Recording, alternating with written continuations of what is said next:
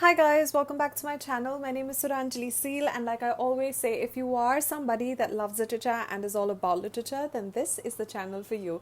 In our video today, we're going to begin with our discussion on Macbeth by William Shakespeare. So what we are going to do is we're going to discuss Macbeth according to the acts. That is, we're going to talk about it in 5 videos. So we're going to progress act-wise, like Act 1 in this video, and then in my next video, Act 2, and so on and so forth. And then we're going to progress that way till we complete the play in detail. So today we're going to talk about Act 1, scenes 1 through 7. So this is the whole of Act 1 for you all. Now, before I begin with my discussion, I would like to remind you to go and have a look at 2 of my other videos, okay? I've already made a video on the Elizabethan era, so please please go and have a look at that. Then have a look at the video that I made on the life and works of William Shakespeare, because you have to know the man who wrote these great plays, right? And because there's a lot of influences that we have to know about. There's so many things that he borrowed from other texts also. So all of that, his life, the details of everything has been mentioned in that other video of mine.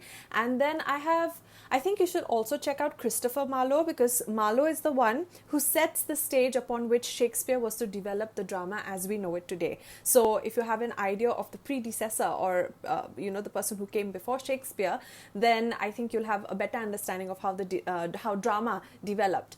Then I have detailed videos of the concept of tragedy, Aristotle's concept of tragedy, what he talks about, the catharsis, plot, structure of a plot, character versus action, what is more important. All of that I've dealt with in 2 videos. One is my tragedy video, Aristotle's tragedy, I've discussed in detail, and then the 6 elements of tragedy. These are the 2 videos. All of these videos, the link I'll provide in the description section down below, so don't worry about it. I'll give the links, I'll mention the links so that you can go and check the other videos out if you haven't already.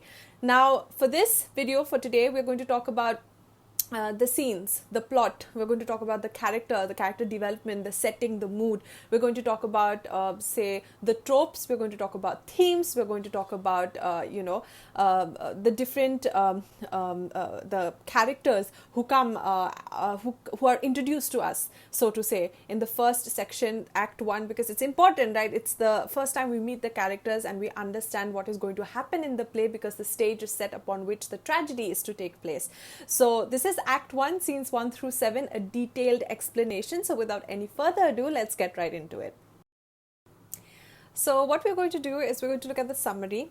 Then we're going to talk about the important quotes that appear in each of the scenes. And we're going to talk about all the tropes, all the themes in detail. We're going to do everything in detail, so kindly bear with me. So this is Act 1, Scene 1. The setting is an open place. So an open place, there's no mention of what this open place is or where this open place is, right? There's nothing written there. But once you start reading it, reading the plot or reading the scene, once you start reading Scene 1, you'll get to know it is a Scottish moor. Thunder and lightning crash above a Scottish moor. A Scottish moor is, okay, Scottish, you will understand what the place is, right? But a moor, what is a moor? Have you read Wuthering Heights? If you have read Wuthering Heights, you would know it's like the English countryside. The moors have a distinct habitat, a distinct flora and fauna to them, the moors have a distinct flora and fauna. You can distinguish the English countryside that way. It is the Scottish moor that we're talking about here. And 3 haggard old women, the witches, appear out of the storm. So there's thunder and lightning that's going on, and there's these witches that appear from nowhere. 3 haggard old women, the witches, they appear on stage. Now, you just get this. What is the importance of all of this thunder and lightning and the witches coming out of nowhere? This element of supernatural. Why was it important? He's a dramatist, right? It is not something, we study Shakespeare today in schools because of the relevance of it, because of the universality of Shakespeare's plays. We study all of this in school and colleges and universities, but originally it was intended to be presented on stage, right? So this is for impact. When you're sitting in the audience and the first scene only has these supernatural elements, you have thunder and lightning reverberating through the hall, you have, witches appearing out of nowhere, your interest is piqued, right? Your interest is triggered. You're intrigued by everything that is happening on stage. So it is the stage upon which the action of the play is going to be set in motion, and that's why Act 1 is very, very important. So, In eerie, chanting tones, they make plans to meet again after the battle to confront Macbeth. So we come to know in scene 1 that their focal point, their point of focus is Macbeth, a person named Macbeth, and they decide that, okay, we're going to meet this person. Let us go now. We'll come back again and we're going to confront this person called Macbeth. Then they disappear. So what is the point? Here the point is that the witches, this supernatural element is dealt with, mystery is dealt with. The ending of scene 1, the last line of scene 1 is very, very important when it comes to the witches. All the witches together, they're chanting. When you chant spells, it gives you this mysterious, haunting feeling. They're chanting together and they're saying, fair is foul and foul is fair, hover through the fog and filthy air. So they're saying everything that is fair to others is foul to us, and everything that is foul to others is fair to us. So everything that is good for others is bad for us, and everything that is bad for others is good for us. That is, they have a taste for mischief. They are the ones who are stirring up mischief, and you'll see it when you meet them again, when they appear again, right? You'll get to know that they like stirring up mischief, and that makes them scary. Doesn't that make them scary? Because, they're unpredictable. They have magical powers and they use it to actually cause mischief. So they say that everything that is fair to others, when people think that it's good for them, it's bad. They don't like it. If something is bad for others, they like it because that's mischief for them. So, now let us fly through fog and misty air, and they disappear. So the first part of or the first scene of Macbeth is important because we met the 3 characters who are important characters. They are the ones who set things in motion, and we're going to meet them, understand them, look at their personality in terms with Macbeth, of course, in relation to Macbeth as we progress through Act 1. So this is Act 1, Scene 1. Now see, fair is foul and foul is fair. This is the language of contradiction. It is a technique that Shakespeare is employing here in Macbeth, and he does it not just here, he does it all through the play. When he is writing, the many areas or many places where he actually uses language of contradiction. So this is again for wordplay, So, fair is foul and foul is fair, that kind of a thing. So it's for impact and emphasis. Now, what are the tropes that we found? What have we come across? Till now in Act 1, we've come across mystery. The mood of the play is set. It's a dark mood, scary, haunting, eerie, because we're introduced to the witches. And then it's sinister. You know that something is going to happen. We just don't know what. We just have this evil foreboding, right? This evil feeling that something is going to happen because they said they're going to confront Macbeth. So now we're going to move on to Act 1, Scene 2 and see how the play progresses from there. So this is Act 1, Scene 2. The setting is a military camp near Forres. So you'll understand what Forres is. At a military camp near his palace at Forres. It's a place, okay? It is King Duncan's palace is at Forres. It's a place. So King Duncan's castle, his palace is here. So near his palace at Forres, King Duncan of Scotland asks a wounded captain for news about the Scots' battle with the Irish invaders. So this is the setting of a war. What happens is these Irish invaders have attacked Duncan's kingdom, so to say, okay? I'm just giving it very simply so that you understand. They have attacked. Now, Duncan is asking a captain, a wounded captain, who served him, right? He's asking that, okay, what's the news of the battle? Who won? Did I win or they win or what's happening? So, the Irish invaders who are led by the rebel, there's a rebel. This person's name is Magdan Wall, okay? So he is the one who actually attacked. He is the one who led the invaders against Duncan. So the captain who was wounded helping Duncan's son Malcolm escape capture by the Irish replies that the Scottish generals Macbeth and Banquo fought with great courage and violence. So now see, I'll just explain this. The invaders attacked, and the captain remembered that the king has a son, he has an heir. The heir's name is what? His name is Malcolm. So he actually tries to save the king's son and take him to safety. In the process, he gets wounded. So he gives this also as an information. He says, Irish invaders attacked and I was trying to save your son. And in the meantime, the brave generals Macbeth and Banquo, these two generals of yours, they fought valiantly. They fought courageously. They showed a lot of courage and violence. So you see, courage and violence, they're going hand in hand. So you'll see this in the character of Macbeth. Now see, This is a quote from the text itself, one of the important quotes from Act 2.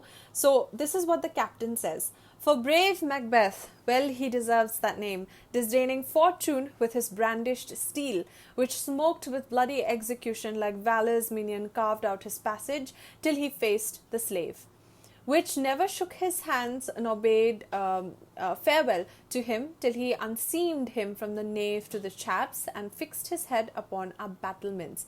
So, for brave Macbeth, well deserved he the name. He deserves to be called brave because he actually proved himself in battle.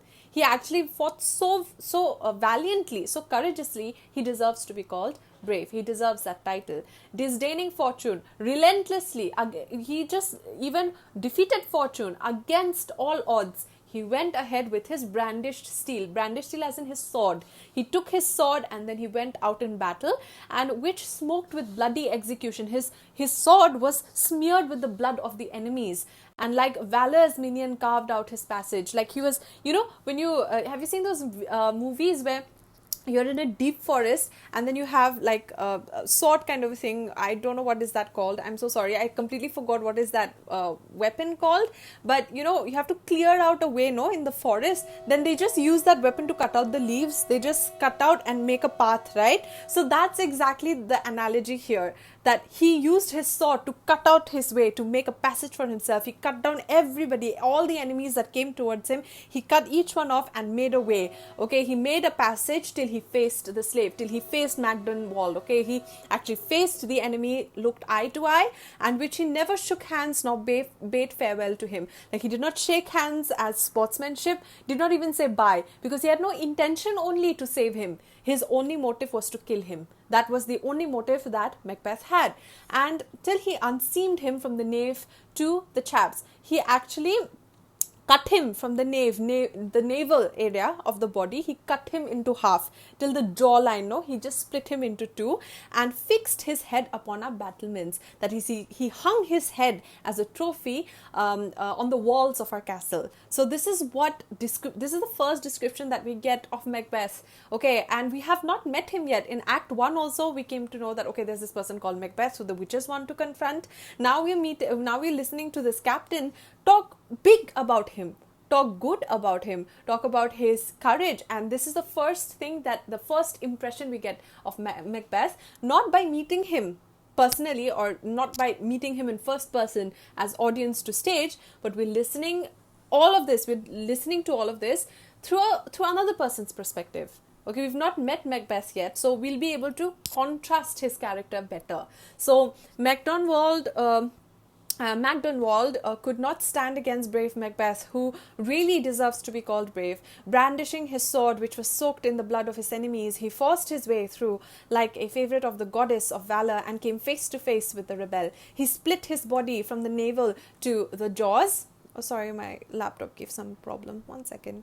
Yeah, and cut off his head and fixed it upon the walls of our castle. So this is the picture of Macbeth that we get. Okay, but as students, as people, we don't get any description of his qualities, except the fact that he's brave, except that he is relentless, that he has no mercy for the person in front of him.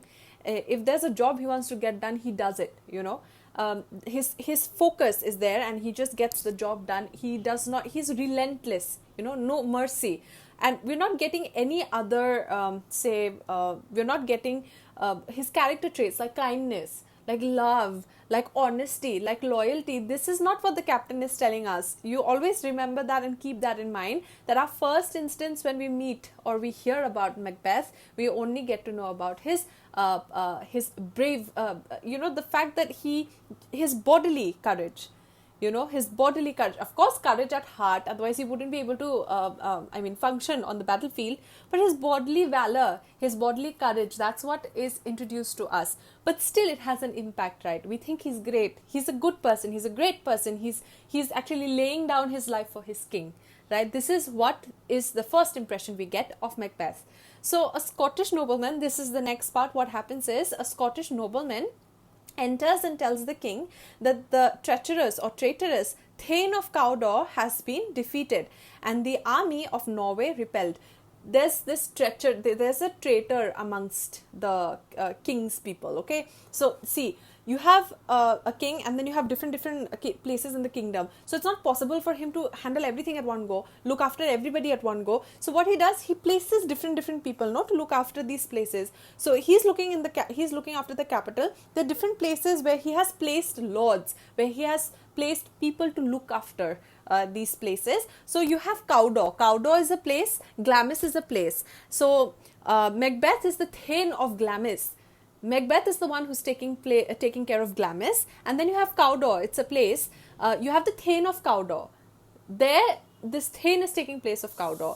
He is the one, the Thane of Cawdor is the one who decided to actually betray Duncan and take sides with the rebels. He is the one who actually sided with the Irish invaders. He is the one who betrayed Duncan. So Duncan comes to know that the Thane of Cawdor has betrayed him. So he says that you capture this Thane of Cawdor, put him to death. You know, you capture him, put him to death, and give his title to Macbeth. That Macbeth will keep Glamis also. He'll look after Glamis also. He's the Thane of Glamis, but at the same time, he will look after Cawdor also. So he's the Thane of Glamis and the Thane of Cawdor. So now he has two titles, you know. Macbeth has two titles now. But does Macbeth know this? Macbeth does not know this yet, right? We have not met him. He has not come here.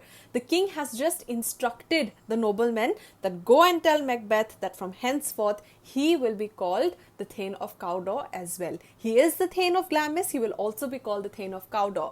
So now this nobleman will be on his way to tell Macbeth that, you know what, the king has given you a new title because of the way you performed in the war. So, you know, he is going to Macbeth, and before he reaches Macbeth, Macbeth meets the three witches, and that's where the tables turn. So we're going to look at Act 1, Scene 3 after this, but let's just look at a little bit of the themes that we've come across here in scene 2. So we have death, destruction, and carnage. So in scene 1 we have haunting, mystery, eerie feeling. In the second scene we have death, destruction, and this carnage. Carnage, this is again an evil foreshadowing that the play will have death and carnage again. We will have the death of King Duncan. We'll see how that comes out. We'll see that the theme of death is constant in Macbeth. And then you have, it is dominated by a sense of cruelty of war. Like, you know, selfishness, futility of war, what war actually brings out for everyone. It's actually nothing. I watched a recent movie, and there was a quote there which I really related to. War has no winning side. The only thing that wins in war is death. So, you know, so the sense of cruelty of war. Then you have relentlessness of Macbeth. You come to know about the relentlessness that, you know, he says here, which never shook hands nor bade farewell to him. He did not bid farewell to him. No time to talk, actually. Just get down to business. So he's very determined that way. Like, if he has thought that, okay, I'm going to get this done, he'll get it done. And so he needs to be sure about it. So this is the relentlessness of Macbeth. Then the bloody murders that fill the play. Okay, there are going to be murders that are going to take place. The bloody murders that fill the play are foreshadowed by the bloody victory that the Scots win over the enemies. So you see this theme of death, murder, carnage, mystery, haunting, this feeling of, you know, something is going to happen is constant from Act 1, Act 1, Scene 1. Act 1, Scene 2 now. Now we're going to see what's going to happen in Act 1, Scene 3. So let's see what happens in Act 1, Scene 3. The setting is a heath. On the heath near the battlefield, you know, thunder rolls and the three witches appear. So you have to know what a heath is. A heath is like a shrubland. Like, you don't have big vegetation, you have small vegetation that grows there. In Great Britain, like I said, the English moors, no, they can be compared to heaths. It's usually damper, cooler climates, okay, that takes place. They have a distinct habitat of their own.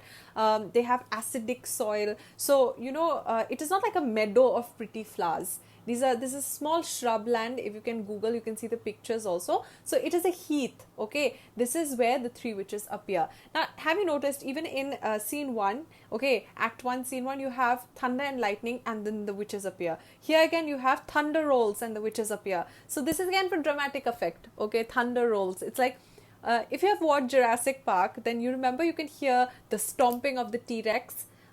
You can hear the tyrannosaur coming, and then there's like the stomp on the ground, and that famous water scene in the glass, right, you have water filled, and you can see the ripples in the water because the T-Rex's foot is so it's stomping on the ground, it's so heavy. So the moment you hear the footstep, okay, it gives you that scary feeling, right, that okay, the T-Rex is coming, we gotta run. So the same thing over here, every time the witches are going to appear, you have thunder rolling. It's like the cue that okay, the witches are going to appear. Here in Macbeth, I'm talking about Macbeth specifically, so thunder rolls and the three witches appear again. So now they're up to their mischief. If you read the first part of scene 3, you will see that the three witches are very closely knit. They depend on each other, they are stronger together, and they support each other no matter what. What happens is, in the first part, you'll see that they're trying to pull off a prank or pull off mischief with a sailor whose wife insulted one of the witches. So one of the witches means like, you come for one, you come for all three. It's like that. They're very close to each other, and that's what makes them even more powerful. And that adds to that scary element, right, to them, that, they support each other, they're stronger together. So that is the three witches. So a drum beats and the third witch cries that Macbeth is coming. So finally we come to know we're going to meet Macbeth in person. Macbeth and Banquo on their way to the King's Court at Forres. Forres, again, I told you, the Duncan's castle. Okay, the place is called Forres. Duncan's castle is in Forres. So they're on their way to meet. Remember, the king sent a messenger to meet the Banquo and Macbeth. At the same time, Macbeth is on his way to meet Duncan. So this is Duncan's castle. They're going to his castle. Macbeth and Banquo on their way to the King's Court at Forres come upon the witches and shrink in horror at the sight of the old women. Because when you read, you'll see that they have beards. They don't have a friendly countenance. They're scary, they're mysterious, they appear out of nowhere. So Banquo asks whether they are mortal, noting that they don't seem to be inhabitants of the earth. They're sort of part of the elements, supernatural element. The supernatural is dealt with here again. So, this is what the witches, okay, tell Macbeth. This is the prophecy for Macbeth. What do they say? The first witch, moment Macbeth enters, the first witch says, "All hail Macbeth, hail to thee, Thane of Glamis." It's the truth, he is the Thane of Glamis, right? The second witch says, "All hail Macbeth, hail to thee, Thane of Cawdor." Okay, so when she's saying the Thane of Cawdor, is it the truth? It is the truth, because King Duncan said, right, you kill you behead or you punish the Thane of Cawdor, that traitor, and you make Macbeth the Thane of Cawdor. But Macbeth does not know about this, right? Macbeth does not know about this yet. So, he's questioning, why are they calling me the Thane of Cawdor? I'm only the Thane of Glamis. But the second witch is calling me the Thane of Cawdor. How can that be? Okay. The third witch says, "All hail Macbeth, thou shalt be king hereafter." So you see, the mischief is planted. Here's where tables will turn, because he is already the Thane of Glamis, fine. Now the one witch says that you are the Thane of Cawdor, and the other one says that all hail Macbeth, who will be king soon. He is going to be king hereafter. So this kind of plants the seed in Macbeth's head, that is this even possible? Can I become king? Okay. Then after that, they turn their attention to Banquo. They're confronting, they're asking, what are you talking about? Why, the Thane of Cawdor is alive. Why do you call me the Thane of Cawdor and all of that? They turn their attention next to Banquo and speaking in yet more riddles. They are talking in riddles, okay? So the first witch, Banquo said to Banquo, this is the prophecy for Banquo. Now the first witch says, "You shall be lesser than Macbeth, you shall be lesser than Macbeth, but greater." Okay? And greater. You must be lesser than Macbeth and greater. Second witch, "Not so happy, yet much happier." And then third witch, "Thou shalt get kings, though thou be none." So all hail Macbeth and Banquo. So you will not become king yourself, but you will be the father of kings. Okay, this is what the witches are saying. So you have different prophecy for Macbeth and you have different prophecy for Banquo. I'm going to talk about Macbeth here. Banquo we'll deal with as we progress through the play, okay, because it's very, very interesting. What do they mean here? I'll keep referring to the prophecies as we go along. So these are the different prophecies for the two men. Now, both of them are perplexed. Both of them are like, why are they talking to us like this? Why are they addressing us like this? Because, not all of it is true. Or is it true? Can it be possible? So Macbeth implores the witches to explain what they meant by calling him Thane of Cawdor, but they vanish into thin air. So they create their mischief, they plant the seed into Macbeth's head, and then they disappear. So their conversation is interrupted by the arrival of Ross and Angus. Ross tells Macbeth that the king has made him Thane of Cawdor. Now you understand, Ross and Angus were the noblemen who were sent, right? That go and tell Macbeth that the traitor has been captured. Now his title will go to Macbeth. That's what the king said, but Macbeth did not know about it. And in the meantime, when all of this was happening, in the meantime he met the witches. Now the witches already said, "Hail thee, Thane of Cawdor." And now Macbeth thinks that it is divine intervention, that he is destined to become king, because two of the prophecies of the witches have already come true. So why not the third one? Two, that is the first one, that he is a Thane of Glamis. Okay, all hail Macbeth, hail to thee, Thane of Cawdor. True. Now the last one, all hail Macbeth, thou shalt be king hereafter. So he is now in that, mood that, okay, should I, like, is this possible? Like, if two has already come, two of the prophecies have already come true, that means the third should also come true. So we get to know a little bit more about his character. The first, like I said, the first instance when we are told about Macbeth, it's all about valor, about courage, about loyalty to the king. But when we meet him in person, we get to know about his actual character, right? There's lust and greed for power. So Macbeth, amazed that the witch's prophecy has come true, asks Banquo if he hopes the children will be kings. They said, right, that Banquo himself will not be king, but his children will be kings. So he tells Banquo, do you think that your children will ever be kings? And, Banquo is the one who comes out as, there are a lot of lines in scene 2 where there's a lot of praise for Banquo as well. Okay, he's also one of the important characters. There's a lot of praise for Banquo, but those are justified. Banquo is loyal. He is honest. When Macbeth, the moment he heard the witches, he's like, okay, maybe I'll become king. But you see what Banquo says. When Macbeth asks Banquo, do you think your children will become king like the witches said? This is what Banquo says. This is what he says. Banquo replies that devils often tell half-truths in order to win us to our harm. So he's not just loyal, he's not just honest, but he's also wise.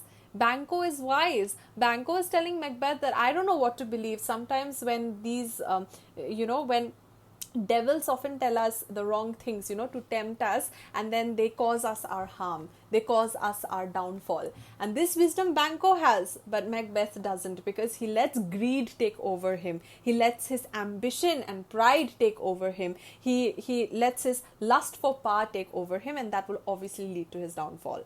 So Macbeth thinks about the possibility that he might one day be king. He wonders whether the rain will simply fall to him, or whether he will have to perform the dark deed in order to gain the crown. That is, whether he will just become king like that, or would he have to commit, a crime? And that is what? Murder. He would have to commit a crime to become king. So the fact that this notion even crosses his mind tells us a lot about his character. He's the cousin of King Duncan, okay? The kinspeople, they fall into the own kinship, the family tree. And he is willing to murder his own cousin. That thought also that comes to his mind. The thought also crosses his mind. That tells us a lot about this Macbeth's duality. That all the loyalty and everything just takes a back seat when power comes in front of him. The chance for power comes in front of him.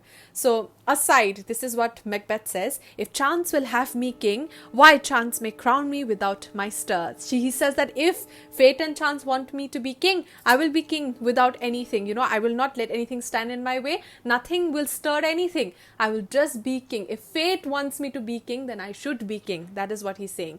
If good, why do I yield to that suggestion? If this suggestion is even good, if what the witches, the three sisters, the witches, whatever the witches have told me, if it would have been good, then I would not have this feeling, this bad feeling in me that I'm going to go murder my own cousin. He's saying that if it would have been something good, then why do I have these feelings? If good, why do I yield to that suggestion whose horrid image does unfix my hair?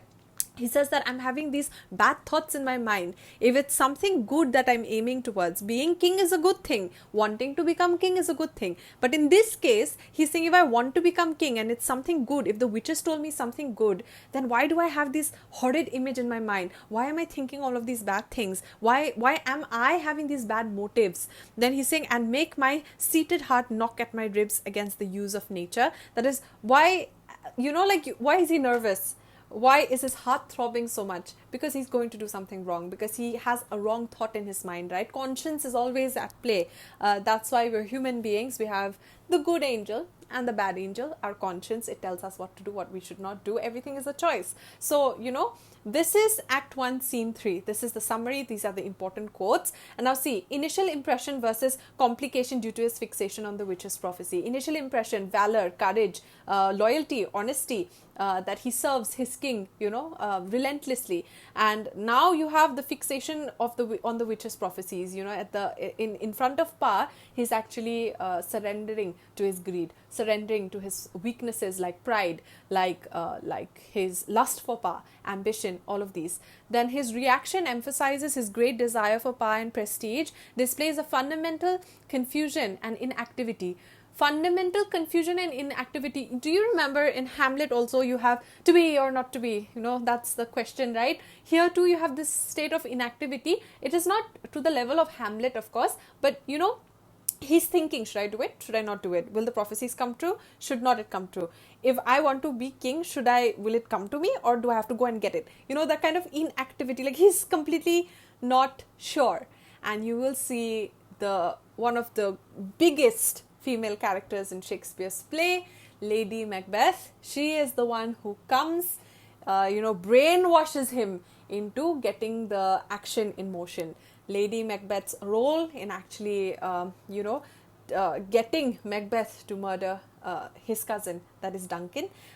This whole dilemma and inactivity. Should I do it? Should I not do it? Should I gain power? Should I not gain power? Will I be king? Will I not be king? This whole inactivity is broken by the entrance of Lady Macbeth, and we are going to look at that in the next scene. So, to act on the witches' claims or to dismiss them, this is what we are going to unravel as we move forward. So, let's go to the next slide. So, Act 1, we have met the three witches. Act 2, we come to know of Macbeth and Banquo's valor. Act 3, of course the invaders are defeated, and we meet King Duncan also. And then Act 1, 2, 3. In Act 3, we meet the witches with Macbeth. Then in Act 4 now, the Macbeth, Banquo and Duncan, they meet. Okay, before we meet Lady Macbeth, we're going to see this meeting. Remember, Duncan was in one place, Macbeth and Banquo were in one place. They were on their way to meet Duncan, so finally they meet Duncan in scene 4. So at the king's palace, Duncan hears reports of Cawdor's execution from his son Malcolm, who says that Cawdor died nobly, confessing freely and repenting of his crimes. Macbeth and Banquo enter with Ross and Angus. Duncan thanks the two generals profusely for their heroism in the battle, and they profess their loyalty and gratitude towards Duncan. So Duncan thanks them, that thank you for being by my side, thank you for helping me win, thank you for defending my kingdom. And in return, again, the two people, Banquo and Macbeth, both of them, they confess their loyalty. They tell the king that, they tell the king that, we'll always be by your side. Like our loyalty, they profess their loyalty to him. But there's a duality. We know that Macbeth is lying. We know that his intentions are not as genuine as Banquo's. So we're going to look at that. Duncan announces his intention to name Malcolm the heir to his throne. So Duncan wants to actually announce his son, Malcolm, as the next king. He wants his son to be the one to succeed to the throne. And Macbeth declares his joy. Outwardly he's saying, we're so happy. But you'll see there's always an aside. When you read the play, you'll see that there's always an aside. He's talking, but the audience know what he's saying, right? Like he's the thing is that the characters don't know what he's saying, but he's talking aside, and when he's saying this, the audience gets to know about his intentions, his true face. So aside, on the surface he's telling the king, I'm so happy, but aside he tells his original plan, his original feelings inside for the whole thing. So Macbeth declares his joy, but notes to himself that Malcolm now stands between him and the crown. The fact that he's even thinking and considering what the witches are saying is the fact that whatever they have said is preoccupying his mind, that says a lot about his character, right? So plans made for Duncan to dine at Macbeth's castle that evening, and Macbeth goes on ahead of the royal party to inform his wife the king's impending arrival. Now see, they talk, then they decide that, okay, Macbeth says that you come have dinner in my place. You come and have dinner in my castle. So Duncan says, yeah, sure, I'll go and have dinner in your castle. And Macbeth says, okay. He writes a letter and he sends it to Lady Macbeth to read. That this happened. The witches have told me this. We have won also. This. Now I'm the Thane of Cawdor. Blah, blah, blah. He writes all of that in a letter and he sends it to Lady Macbeth. And then he tells Duncan that you all come, I will go and make preparations for your arrival. So he leaves a little early than Duncan and Banquo. He leaves early for his castle. So now we're just going to have a look at Macbeth's duality, okay? See, on the surface, this is what he tells the people, Banquo and the king. This is what he says: the service and loyalty I owe, in doing it pays itself. He says, the king says, how can I pay you back for your services? And Macbeth says that your loyalty and the service I owe to you, you know, and in doing my deed, in doing my duty, I'm getting paid only. It's enough for me. Just doing my duty is enough for me. So your highness's part is to receive our duties. You know, you deserve to receive our duties because you're our king, and our duties are to your throne and state. Like our loyalty, our duty is towards you and your throne and your state, your children and your servants. You know, you don't have to do anything for us. Your appreciation is enough, of course, but like, you know, we're doing our duty because we owe it to you, because you are our king. And then he's saying, which do but what they should, by doing everything safe towards your love and honor. Like we do everything in the name of your love and your honor. We're doing everything just for you. But again, aside, okay, facing the audience, he's talking to himself. This is what he says: the Prince of Cumberland, that is Malcolm, Duncan's son, is a step on which I must fall down, like else overleap.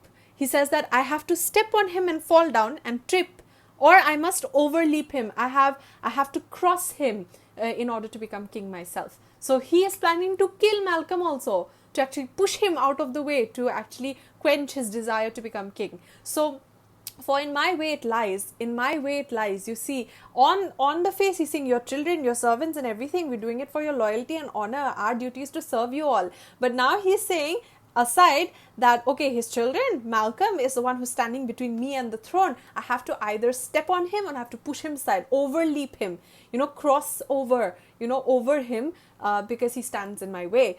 And stars, hide your fires. You know, he's saying, the stars, hide your fires, let not light see my black and deep desires. Like he is saying that let nothing open my intentions. Let me keep my intentions hidden. Nobody should know about my intentions. And the eye wink at the hand, yet let that be which the eye fears when it is done to see. So he says that till the time the deed is done, you know, I have to keep this a secret. You know, the eye fears to see whatever I'm thinking right now. It's not a good thing that I'm thinking, but stars just hide this. You know, nobody should know of my treacherous feelings that are going on in my heart. And Duncan doesn't know. He does not even suspect it, okay? So this is the duality. This is an example. Of course, you can use all these quotes in your answers. These are very valuable quotes and points also. And Duncan's appreciation of Banquo. True, worthy Banquo. He is full, so valiant. And genuine Banquo. There if I grow, the harvest is your own. So Duncan says to Macbeth, right, he thanks, and this is what Macbeth says, the duality part. This is what Macbeth has replied to him. And then we see that aside he's something else. On the surface he's something, on the inside he's something else. So that's the duality. On the surface he's something like he's fake basically, and on the inside he's something else. And Duncan, when he appreciates Banquo, he says, you're true, worthy Banquo. He's full valiant. Each and every word over here that he has said about Banquo is true. It is true. He is true. He is worthy and he is valiant. He will never betray the king. And then you have genuine Banquo. Banquo says, there if I grow, the harvest is your own. He says that wherever I grow for you. The harvest is yours. Whatever I'm doing is for you, O king. You know. So this is the contrast between Macbeth and Banquo, between Macbeth's own character, his duality, and this is Act 1, Scene 4. Now we're going to go to the most interesting part where we meet Lady Macbeth in Scene 5. So now we have Act 1, Scene 5, and here we're introduced to Lady Macbeth. She has received the letter from Macbeth, she has read whatever has happened, and now you see her character. You know, she is completely taken up by the idea of power. She wants power. She wants Macbeth to actually become king. Macbeth has doubts in his head that should he do it, should he not do it, like I said, right? But Lady Macbeth she doesn't flinch. She does not have one speck of doubt in her mind. She already knows that she wants him to become king. She wants power for herself also. And, you know, there's not even one moment of doubt. When you read Lady Macbeth, she's relentless. She is one of the most strong characters. And why I'm saying this, it is not about good and bad, okay? It is not about being a good character or a bad character. It's about being a strong character. Strong, why? Because Macbeth, right from the beginning we see him, right? Should we do it, should we not do it, should we do it, should we not do it? So he is not focused in a way that he doesn't stand by one thing, okay? But Lady Macbeth is strong in her opinions. She's strong in her motives, okay? That does not make her a good character. I'm again clearing this out. That does not make her a good character. She does commit a crime, but I'm saying she is strong. Why? Because she actually manipulates her husband. She brainwashes Macbeth. She has that capacity. Like, Macbeth himself is of an important position. And think of the time when Shakespeare has written this. At a time when, of course, the society was very different. Women did not have that much power. During that time, he has written a script where Lady Macbeth actually controls her husband, manipulates him, brainwashes him. So she is one of the most celebrated and strong female characters that we come across in Shakespeare's plays. So see, Macbeth contains some of Shakespeare's most vivid female characters. Lady Macbeth and the three witches are extremely wicked, but they are also stronger and more imposing than the men around him. So when you read Lady Macbeth's quotes, right, you'll see that she's very manipulative. She imposes what she wants on Macbeth. She manipulates everything around her, so that she's strong in that. So Lady Macbeth, this is one quote, very important. Glamis thou art, she says. You are the Thane of Glamis and Cawdor. Now you're Thane of Cawdor also. And shall be what thou art promised. And you shall be what you have been promised. You shall be king. Okay. So yet do I fear thy nature. You see, she's criticizing her husband. She's saying that, yet I know your nature. You know, your nature is not strong. You're not somebody who's just going to go and get what you want. You're going to doubt. You're going to question. That's what Macbeth is doing all throughout. So it is too full of the milk of human kindness. Your nature is too full of human kindness. So she's criticizing kindness. Can you see the kind of person that she is? And then to catch the nearest way. Like, you're too kind and you're too kind-natured and kind-hearted, to actually do what you want. To actually get what you want. To actually make things happen. And that makes her very wicked, right? Because she doesn't care about anything. She doesn't care about virtue. She cares only about power. So, that makes her kind of wicked. She says over here, to catch the nearest way, thou would be great, art not without ambition. You are great, but you are also not without ambition. You have ambition, but without the illness that should attend it. Like, you have ambition. You are great, okay? You have ambition. She's talking about her husband over here. And she said, but you lack the ways to get it. The ways to preserve it. I think what's a Machiavellian character? Machiavellian character is like, you do whatever you want to be on top. So you can actually look at Lady Macbeth from that lens also. She just wants to get what she wants, no matter what. So, Dr. Faustus also is a Machiavellian character. So, you just, at the cost of anything, you just want to be in power. So that's what we're talking about here. The illness should attend it. What thou wast highly, that would thou holily, would not play false and yet would strongly win. So she's saying, you're already Thane of Cawdor and Glamis, and you will surely get what has been promised to you. Yet your nature makes me a little apprehensive. It is so gentle and mild, so full of the milk of human kindness, that it might refuse to take the shortest route to success. That you will never cheat anyone. That's what she's saying. The shortest route. You have the desire to be great. You do not lack ambition also. This is what her opinion is. You lack the evil nature which is sometimes required to realize that ambition. So see, good and bad is in all of us. Now, you have a partner with you who'll always, like I said, your friends will correct you, right? Like the three witches also. If you're going wrong, a good friend will correct you, will confront you, will be honest with you.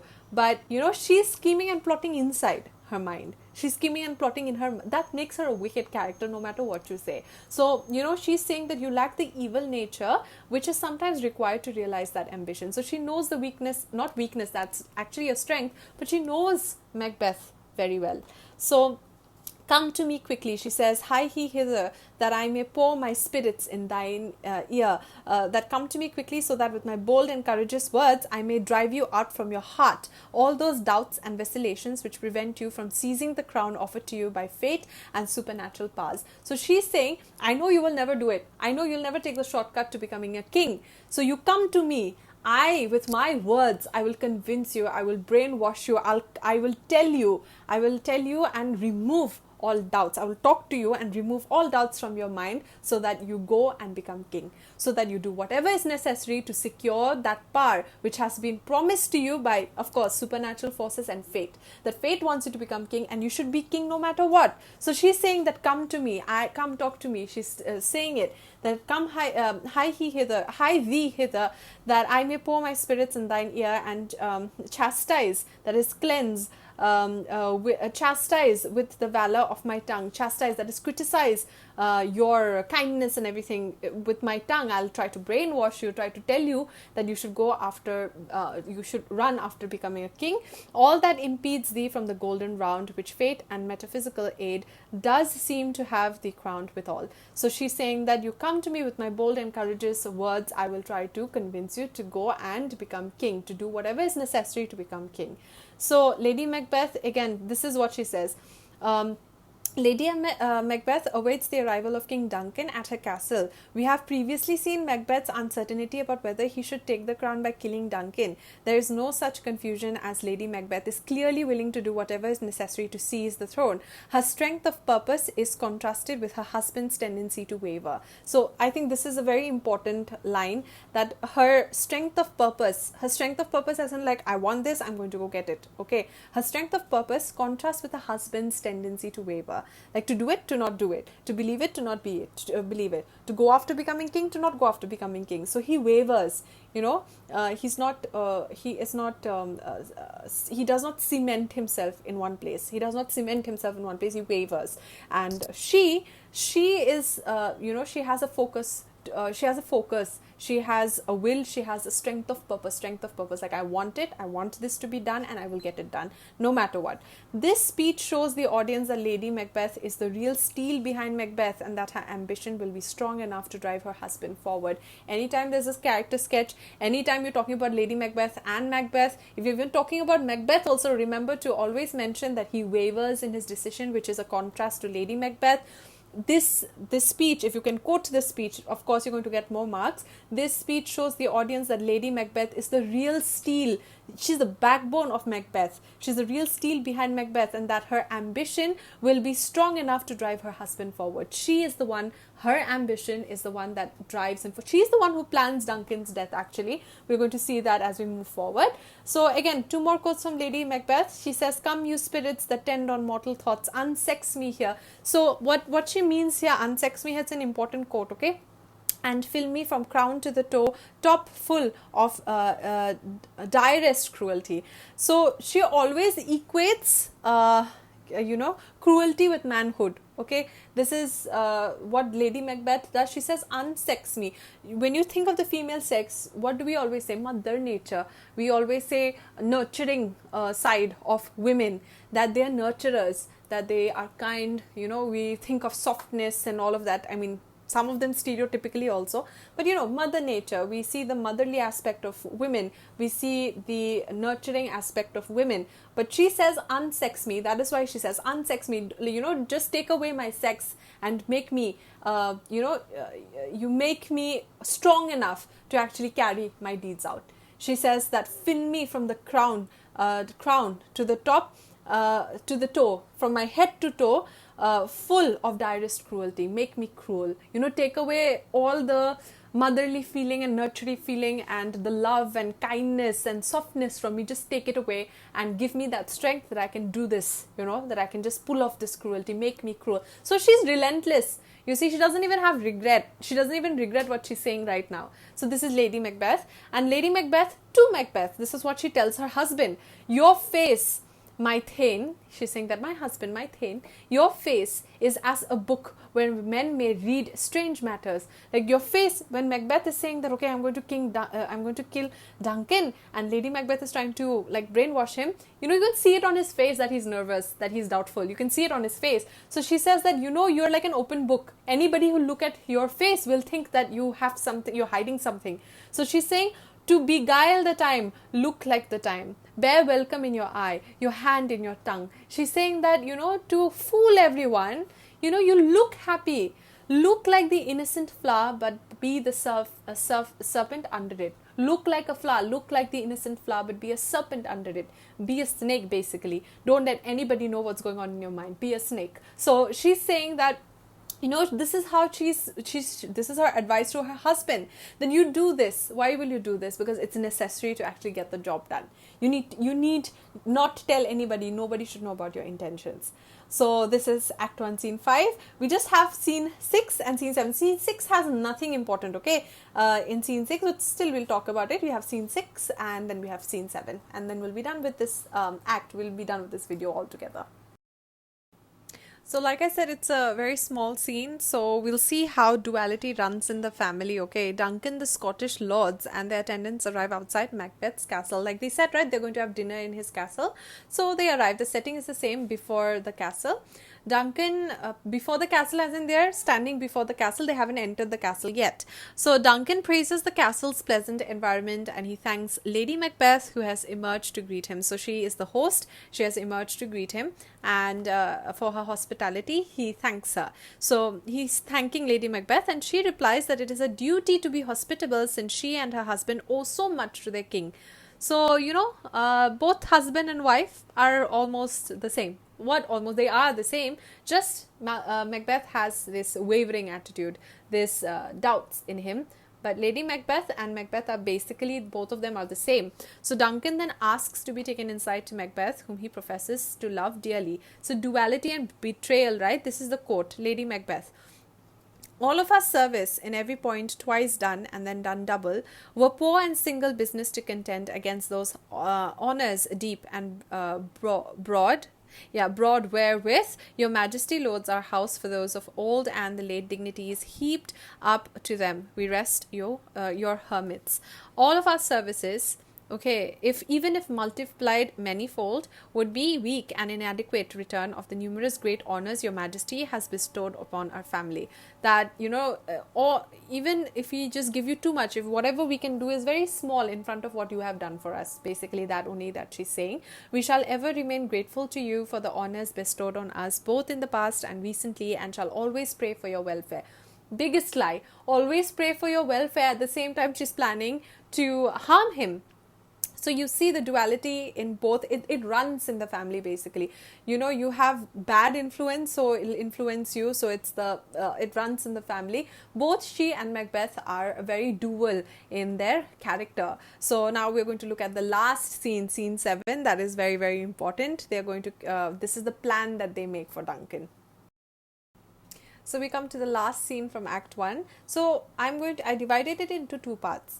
I'm going to talk about Macbeth here. Everything that appears, everything that is commented upon regarding Macbeth in Scene 7. And in the last slide, I'm going to talk about everything that is commented on regarding Lady Macbeth. So you'll have a clear understanding. So inside the castle, Macbeth paces by himself, pondering his idea of assassinating Duncan. He says that the deed would be easy, that it could be certain that it would not set in motion a series of terrible consequences. He says that, he is planning and plotting that should I do it, should I not do it. And then he says that, the deed would be easy if he could be certain that it wouldn't set in motion a series of terrible consequences. He's scared. Like he's saying that, okay, if there are no consequences, then I can go and do this. But there will obviously be consequences. He's not doing something virtuous. He will have to answer one way or the other, right? So He declares his willingness to risk eternal damnation, but realizes that even on earth, bloody actions return to plague the inventor. He says that I will risk my life, and I will also risk eternal damnation. That I'm risking going to hell also because of this. I'm risking all sorts of punishment, mortal and divine punishment. I'm risking everything to go and get what I want, that is to become king. But he's also scared that sometimes karma hits back. That's exactly what's going to happen anyway. So karma hits back. He has to answer for his actions. So he then considers the reasons why he should not kill. He then sits. I told you that wavering thing, right? Should he do it? Should we not do it? So he again sits and thinks why he should not kill Duncan. So let's just cover this part.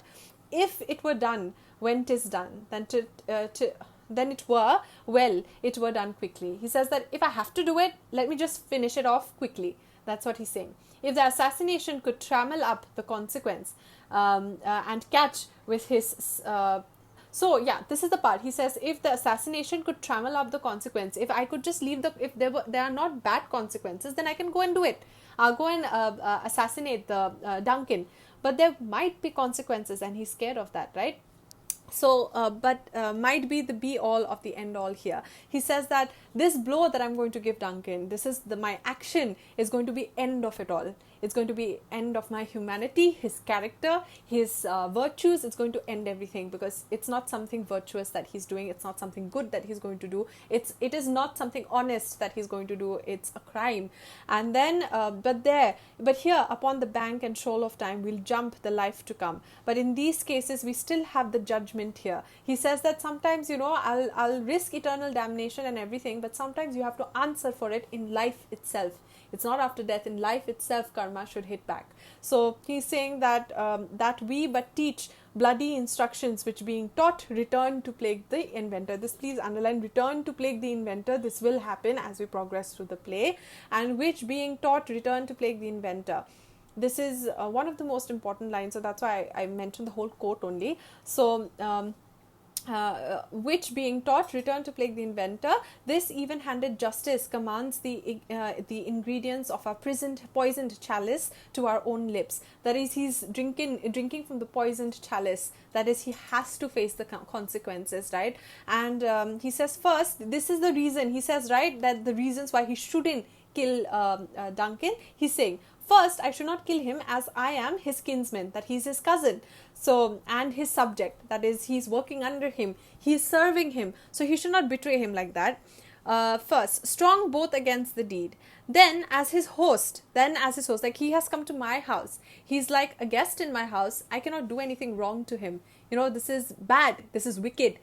I'm the host. I'm supposed to take care of my guests. So I'm not going to do this. Then he said, not bear the knife myself. Besides, this Duncan hath borne his faculty so meek, hath been so clear in his great office, that this Duncan has been so kind and modest in his great office. That is, while being king, he ruled so justly, so modestly, and so bravely and kindly, that so clear in his great office, that his virtues will plead like angels, that if he dies after his death, his virtues will be justifying him. His virtues will plead like angels, will cry like angels to the whole world, talking about his virtues, defending him. The whole world will defend him. So now we're just going to look at the last part. I have no spur to prick the sides of my intent, but only vaulting ambition which overleaps itself and falls on the other. Very important. I've highlighted this. You can mention it towards the end. I have no other cause to spur me onto this wicked deed. He says, I have no cause I have no reason to actually kill him anymore. So accept my inordinate ambition. He recognizes his fault. He says it's only ambition and greed that is driving me forward. I have no reason to kill him. He's a good person. So he said, and it may even cause my downfall. So again, evil. This is evil foreboding. This is foreshadowing of what's going to happen. And then he says, as happens to the rider who overleaps, a rider who's riding a horse, overleaps, misses the saddle, like you're unable to balance or hold back the saddle, or unable to balance yourself, and falls on the other side. You fall on the other side. So he's saying that if I do this, it might cause my own downfall. And it happens towards the end, we all know it. So this is Act 1 Scene 7, all about Macbeth. He has his doubts, he has valid points, he recognizes the goodness of King Duncan, he realizes that it's ambition that's driving him, it is not good. He realizes there's some form of goodness in him, some kind, positives and negatives, but Lady Macbeth is totally wicked. So after the brainwashing by Lady Macbeth, okay, we're going to look at it in the next slide, what Lady Macbeth says to him. But after her brainwashing, this is what Macbeth's opinion is. Let us go now and put on the most smiling faces and deceive others with a happy face. An innocent looking face must conceal the treachery in the heart. That is, false face must hide what the false heart does know. So you see, before the brainwashing, he's still holding on to that little bit of goodness that he has. He's saying, okay, I should not do this. Okay, I'm not supposed to do this. It's bad. It's going to be bad. I'm not going to do it. It's not good. I'm becoming weak. It's just ambition. What's the use of all of this? Duncan is so good. He's my brother. I'm not supposed to be doing this. So, it's fine. Just Lady Macbeth, I told you she's the backbone, right? She's the steel behind him. So she comes, brainwashes him, and then she says, okay, let's go. We're going to be fake about it. We're going to put on false smiles, and we're going to, plan, and we're going to go ahead and kill Duncan. So false face must hide what the false heart does know. So one of the famous quotes from Macbeth, this is, false face must hide what the false heart does know. So Macbeth, in Duncan's kinsman, subject and host, moreover the king universally admired as a virtuous ruler, Macbeth notes that these circumstances offer him nothing that he can use to motivate himself. He faces the fact that there is no reason to kill the king other than his own ambition, which he realizes is an unreliable guide. His ambition is an unreliable guide, and we'll see his downfall anyway. So the second part, this is continued in the last slide. In the last slide, we'll just see what Lady Macbeth said to brainwash him. Okay, so let's just have a look at that. So we're going to do this very shortly and very fast, okay? So Lady Macbeth enters and tells her husband that the king has dined and that he has been asking for Macbeth. Macbeth declares that he is no longer intends to kill Duncan. Lady Macbeth, outraged, calls him a coward and questions his manhood. When you durst do it, she says, when you do it, she says, then you are a man. He asks her what will happen if they fail. She promises as long as they are bold, they will be successful. Then she tells him her plan. While Duncan sleeps, she will give his chamberlains wine to make them drunk, and then she and Macbeth can slip in and murder Duncan. They will smear the blood of Duncan on the sleeping chamberlains to cast the guilt upon them. Astonished at the brilliance and daring of her plan, Macbeth tells his wife that her undaunted mettle makes him hope that she will only give birth to male children, and then he agrees to proceed with the murder. So basically, this is the plot summary. So what she's saying over here, Lady Macbeth, Duncan is telling, okay, I'm not going to do it anymore. Lady Macbeth is like, what are you talking about? We have to go ahead and do this, okay? We have to go and do it. So he says that what if we fail? If we get caught and if we fail, we are going to get into trouble, we're going to be punished, we're going to be executed. And she says that if we do it with boldness, if we're careful, if we are doing it with valor, then we're not going to fail. We're never going to fail if we're going to do it with boldness and courage. And Macbeth is like, how can you say it? Lady Macbeth, you see her daring, like she is daring in that sense that she is relentless. I'm saying it again and again, she is relentless, and that's what makes her daring. So she is the one who is talking about the plan. She hatches the plan. She tells Macbeth that they'll put 2 guards outside outside Duncan's chamber. She'll make them intoxicated, she'll make them drink, and they'll sleep, right? Then she and Macbeth will enter, kill Duncan, take his blood, and then she'll pour it on those 2 guards. She'll pour it on the chamberlains and blame them that they have committed the murder and get away with it. And Macbeth is so stunned that the brilliance of the plan, right? That brilliance of the plan, that he says that you should give birth to just male children because you're devoid of that nurturing, loving and kindness that a woman should have. You're ruthless, you're relentless. So that's what Macbeth means here. So this is Lady Macbeth, okay? She's saying, was the hope drunk when he's doubtful? When Macbeth is doubtful, this is what Lady Macbeth says. Was the hope drunk when you dressed yourself? When you talked to me about becoming king, were you drunk? Was that hope drunk? Why were you talking to me about it if you did not want to do it in the first place? So she's saying that, hath it slept since and wakes it now to look so green and pale? Like, have you been sleeping? Has that ambition been sleeping and it looks so pale now? Then she says, and what It did so freely. From this time such I account thy love. Art thou afraid to be the same in thine own act and valour? And thou art in desire. Wouldst thou have which thou esteemed the ornament of life, and living a coward in thy own esteem, letting I dare not wait upon I would. So, like the poor can't in the adage. So she's saying that what is wrong with your valor? What's wrong with your manhood? You cannot even, keep your ambition straight. You cannot even do what you said you want to do. She says that, letting I dare not, wait upon I would. You're just switching it. You said I would, now you're saying I dare not. Then she says, what is wrong with you? Have you been sleeping? Why are you so afraid? She says, what best was then that made you break this enterprise to me? If you did not want to do it, why did you come and tell me about it? In the first place, you shouldn't have told me. She says, when you durst do it, then you were a man. If you can do it, then she questions his manhood. She's hurting his ego, brainwashing him. So when you durst do it, then you were a man. And to be more than what you were, you would be so much more than a man. If you would do it, no, then you would be much bigger than a man. But I don't understand that. Why did you come and tell me if you did not have the courage to go and do it anyway? So nor time nor place did then adhere, and yet you would make both. They have made themselves, and that ere fit is now does unmake you. He says that it's unmaking you. You're not manly. You are ashamed in the face of manhood, because you cannot carry out your deeds. You have ambition, but you do not have the courage to actually carry out the deeds that are necessary to attain it. Now the thing over here, she's manipulating him, saying all of this. No, she's the first one. Okay, she will be the one later who is distraught after the murder. She's mad. She does not know what to do. Karma hits back in such a bad way. Justice hits back in such a bad way. They have to answer for all their deeds. And that's the point of Shakespeare's plays. That's the point of this play, that you are always answerable for all the choices that you make in life. Mistakes also, everything, good things, bad things have consequences. And you have to think of the consequences. Think before you think before you leap. So that's the main point over here. These scenes are dominated by Lady Macbeth, who is probably the most memorable character in the play. Her violent, blistering soliloquies, that means that she gives very long dialogues, right? Alone she's talking. Those testify to her strength of will, which completely eclipses that of her husband. So her strength of will eclipses, it shadows that of her husband, because her husband wavers, remember?